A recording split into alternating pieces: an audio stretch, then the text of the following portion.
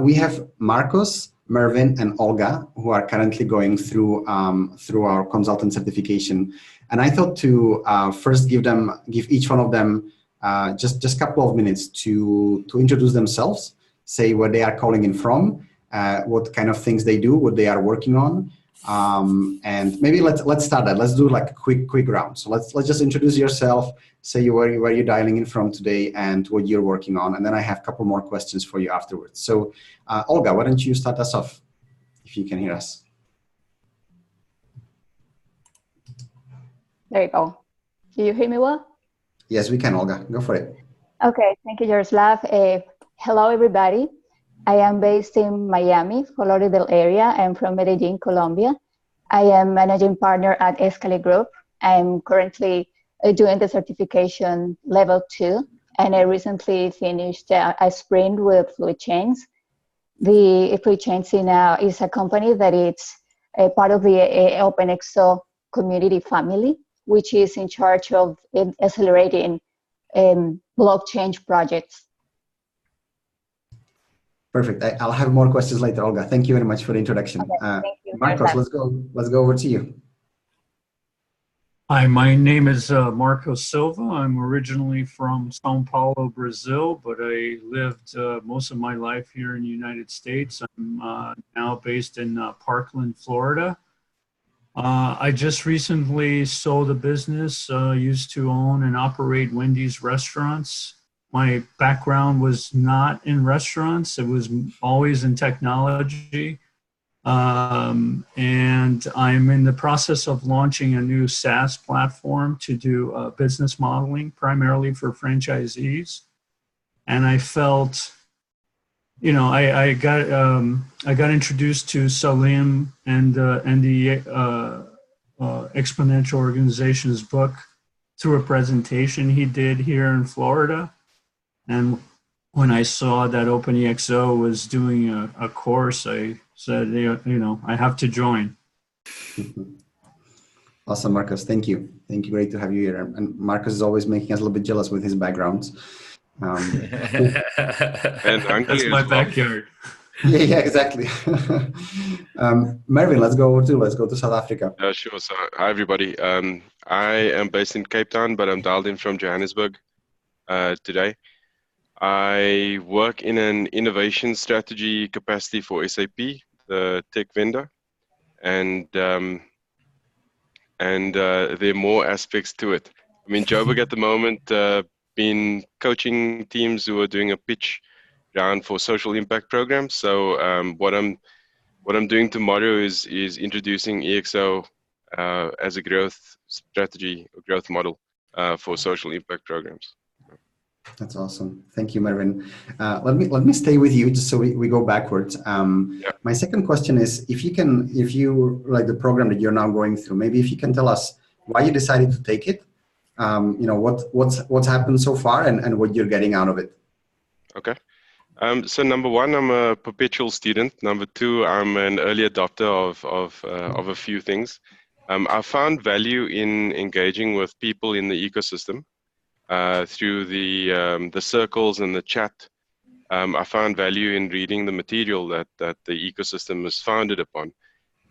But when this came up, it was a good way for me to ditch the laziness that would go in self-study and put myself into a dedicated cycle that would force me to engage with people going through the same learning experience.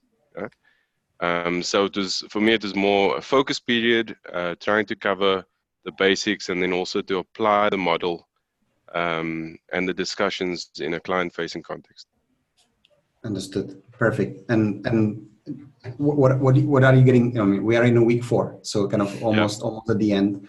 What do you think are some key takeaways that you are getting from it? Well, so looking within the ecosystem, I've gained an appreciation of the caliber of the people that are part of this community.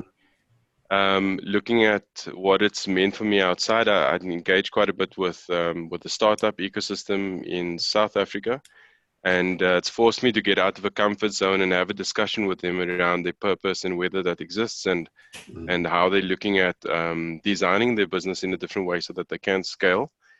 But it's also allowed me to take this approach and weave it into something that I get paid to do under the work banner, and just enrich my normal day job as well. And I'm changing roles as a result of that. So all good so far. It's quite a rapid progression in 3 weeks. Yeah. But thank you, thank you, Marvin. That's awesome.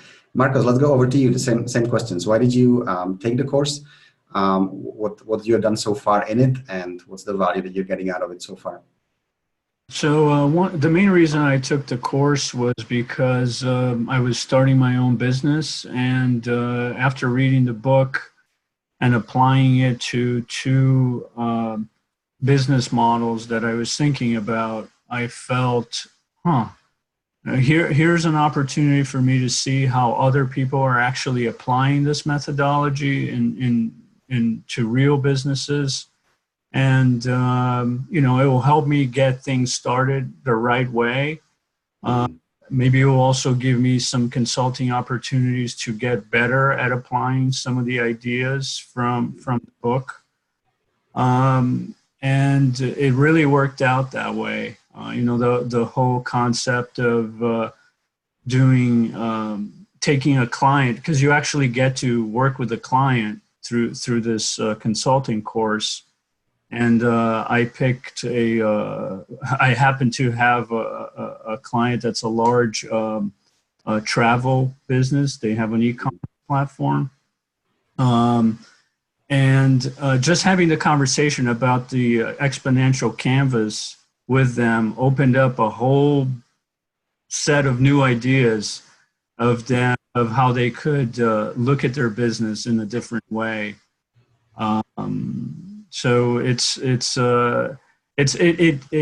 gave me a whole different hands-on perspective on how to apply the material. Awesome, super, Marcos. Thank you. And Olga, over to you for the same questions. Yes, for me it was an opportunity to update what was new, because I did my certification. It was last year in February. And I recently also finished the course with the Growth Institute to update myself in the exponential organizations. Mm-hmm. So I said, okay, what there's new? So when you said that there is something new, we have to update everybody, that was so important for me to be updated. And also, as I recently finished a sprint, I said, is there something new that I don't know? I found many new things. One takeaway that I really encourage people to take it because first I engage with the course that is training with a trainer, not my own self, because it's difficult for you to find time on your own to do a self-paced course.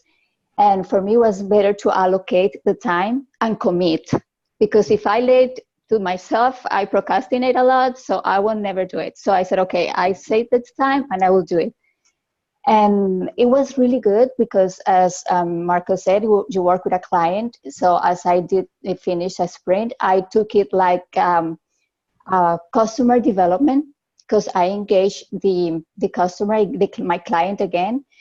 And the advisory call was the best for me because first it's paid, it's free for us. So of course I have to take advantage of this opportunity. And I looked for an advisor in the ecosystem for something that my client wanted to research. And I found someone amazing, and it was the best for me because I could present this person to my client and we dig deep into what he wanted to know. And I found someone very knowledgeable about that. So that was the best for me. Also because I could see different points of view from my lead coach, and that I didn't dive deep in that thing, and it was really, really good for us, also for my client as well. So I took that like a customer development opportunity. Great. Thank you, Olga, and thank you to all three of you for sharing your experiences and joining us here today.